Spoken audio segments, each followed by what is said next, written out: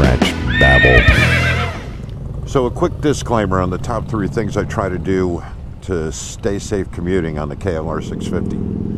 Number 1, I'm not an expert. Number 2, whatever you were taught safety-wise from a qualified instructor, that takes precedence over anything I can say.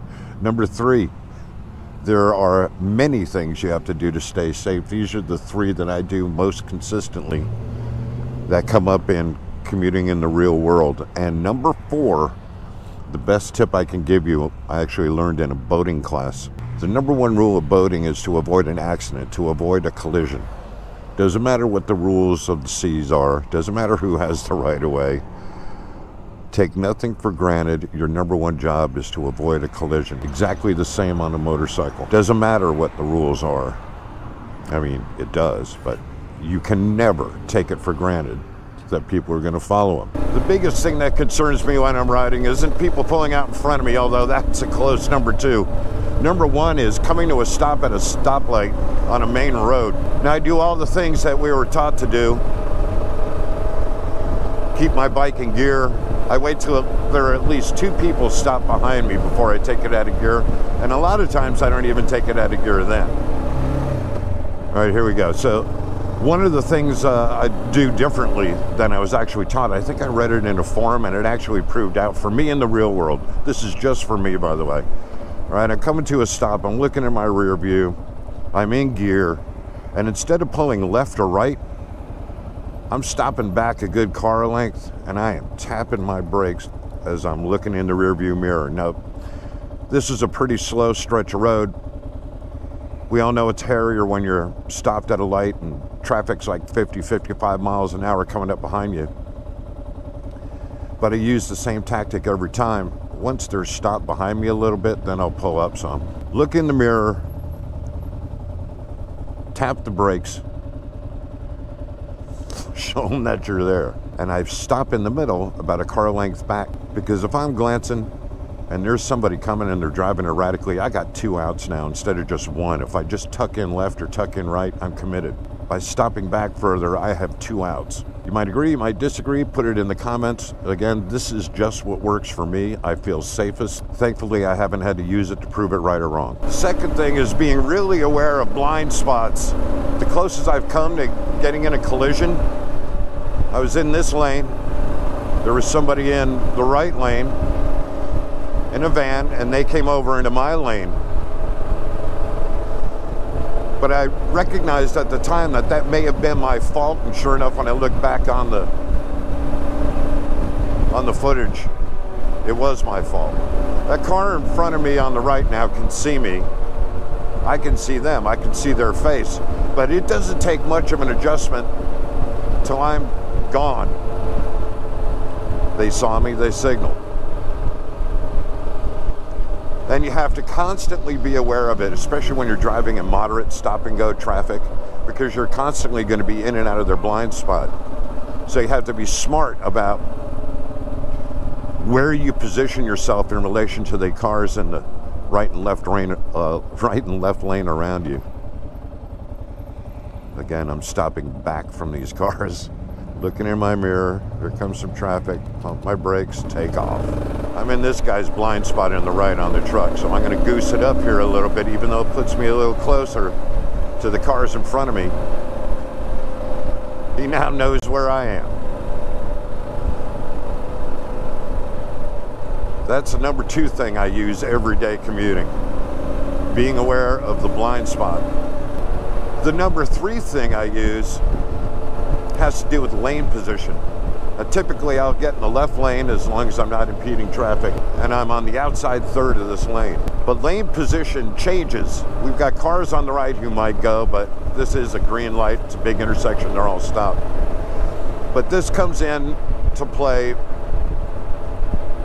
when people are pulling out. If they're on a right or left cross street, like this car is waiting to turn, so I'm going to the inside of this outside lane to give them a little more visibility of me sooner.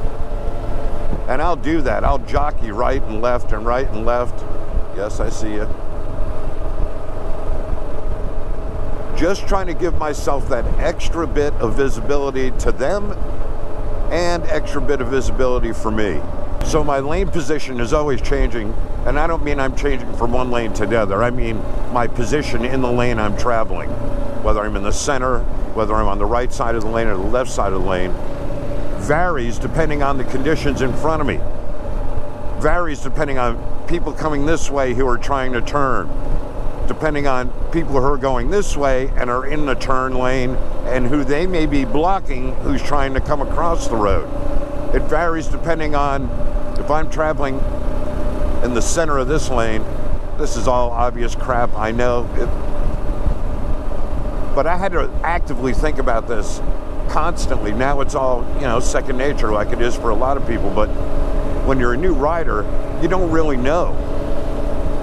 So if there was a car coming up on the right out of this side street, I'd do what I just did now. I'd jog to the outside of this lane, giving them a little more opportunity to see me and me a little more opportunity to maneuver should they pull out in front of me, like if that truck had. I could have gone right or I could have gone left.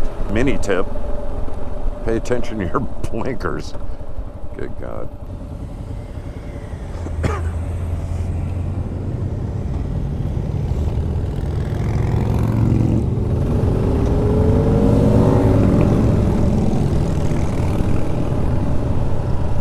So that was just a quick, short, and sweet. I think I did all three. I've been really concentrating on my riding because there's a lot of distracted people around.